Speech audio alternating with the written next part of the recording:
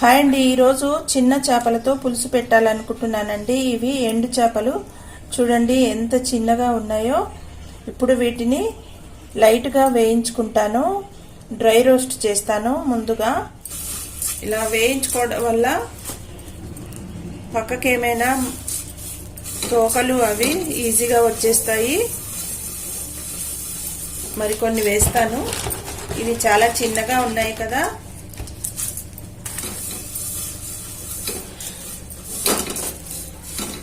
కూర కొంచెమే అవుతుంది, అందుకోసమని కాస్త ఎక్కువగా వేసాను. మరి ఎక్కువ వేయించక్కర్లేదు, కొంచెం వేయించుకుంటే చాలు. తర్వాత ఆయిల్లో వేయించుకున్నాకే కూర చేసుకుంటాం కాబట్టి స్మెల్ ఏమీ రాదు. ఇది వేగిపోయాయి, ఇంకా స్టవ్ ఆఫ్ చేసుకుంటున్నాను. ఈ నీళ్లు వేడెక్కిన తర్వాత ఎలా కడగాలో చూపిస్తాను. వేయించుకున్నాను కదా, ఇప్పుడు వీటికి ఏమైనా మొప్పలు లాంటివి ఉంటాయేమో, ఈ తలలు మొప్పలు ఈ విధంగా తీసేసి, ఇదిగో చూడండి ఉప్పు వేసి కాచుకున్నటువంటి నీళ్ళండి. ఈ వేడి నీళ్ళలో వేసి కడగడం వల్ల ఏదైనా ఈ చిన్న చేపలు కదా, ఇసుక లాంటిది ఏమైనా ఉంటే పోతుంది. ఇదిగో చూడండి కొంచెం తోక కూడా ఉంది. ఇవన్నీ ఇలాగా తీసేసుకోవాలి శుభ్రంగా. వీటిని పులుసులాగా వండుకోవచ్చు, ఫ్రైలాగా కూడా వండుకోవచ్చు. చేపలు ఎక్కువగా పులుసే ఇష్టపడతారు కదా, ఈరోజు పులుసే పెట్టాలనుకుంటున్నాను. పైగా చాలా ఉన్నాయి కదా. ఎండాకాలం రోజు పులుసు అయితేనే ఇష్టంగా తింటారు, పుల్ల పుల్లగా. అందుకని పులుసే చేయాలనుకుంటున్నాను. శుభ్రంగా ఈ విధంగా తలలు తోకలు, వీటికి చిన్న చేపలు కదా, మొప్పలు ఎక్కువగా లేవు, మొప్ప అసలు లేనే లేదు. ఓన్లీ ఇలాగా తోకలు కూడా ఎక్కువగా లేవు, వేయించేటప్పుడే విరిగిపోయినాయి.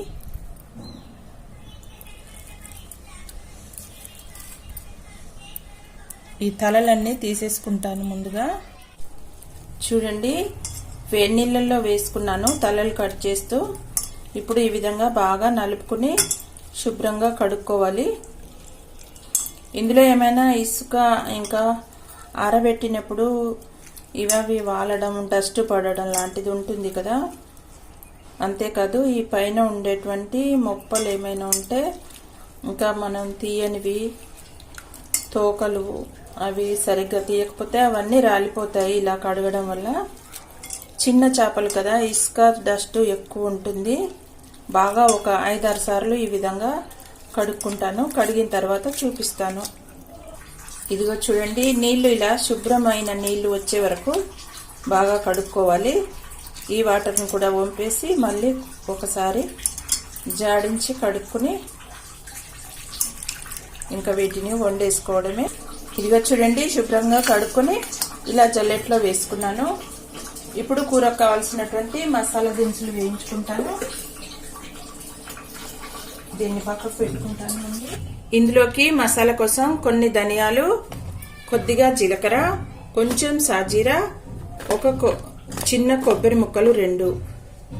ఇదిగో చూడండి ఇంత మోతాదులో కొబ్బరి ముక్కలు, ఒక 1/2 స్పూన్ వరకు మెంతులు వేసుకుంటాను. ఇవన్నీ వేయించుకుంటాను. ఇప్పుడు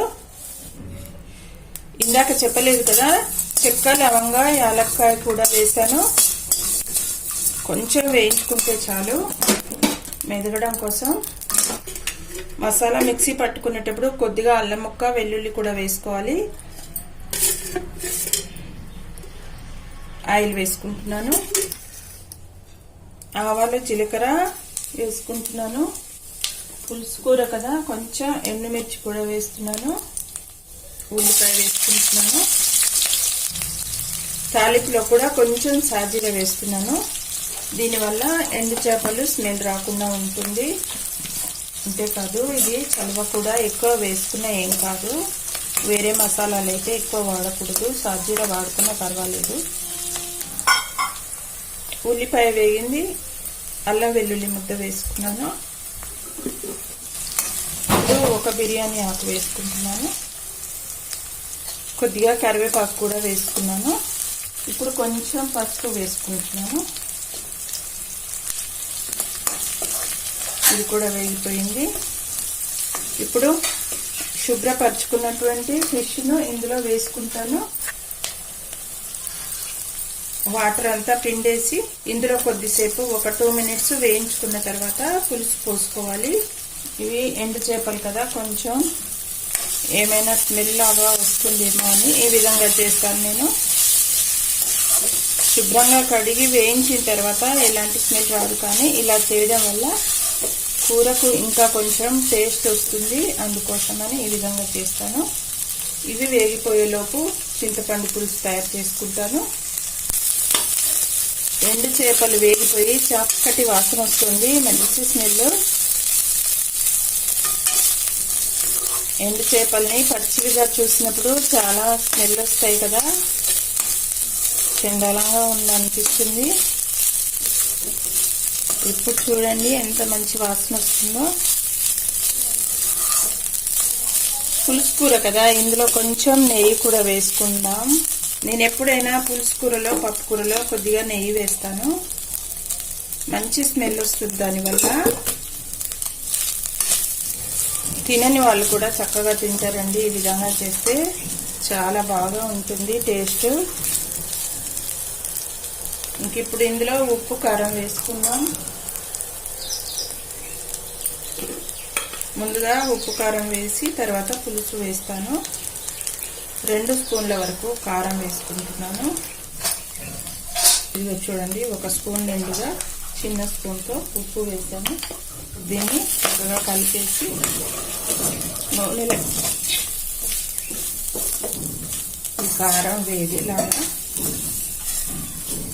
నూనెలో వేయించాను కదా, ఎక్కువ ఉడకాల్సిన అవసరం లేదు. పైగా చిన్నవి కదా, కొద్దిసేపట్లో అయిపోతాయి ఇవి.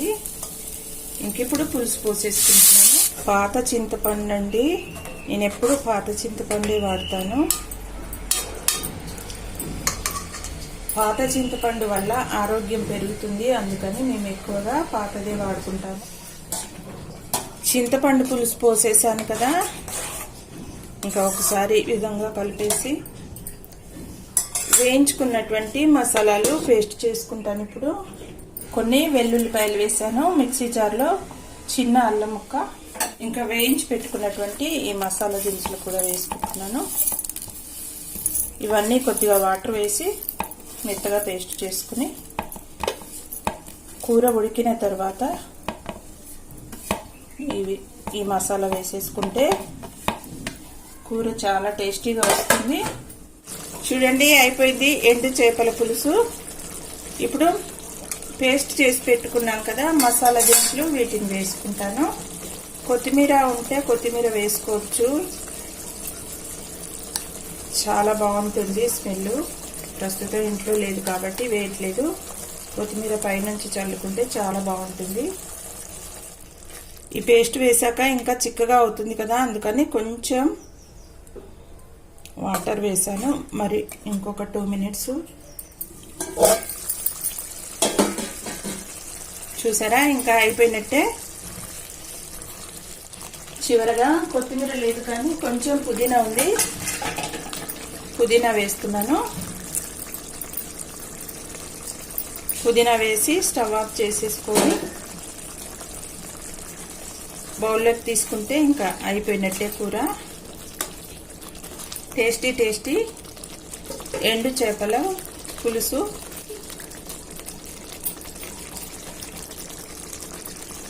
ఈ వీడియో మీకు నచ్చుతుందని అనుకుంటున్నాను. వీడియో నచ్చితే తప్పకుండా లైక్ చేయండి, షేర్ చేయండి, సబ్స్క్రైబ్ చేయండి.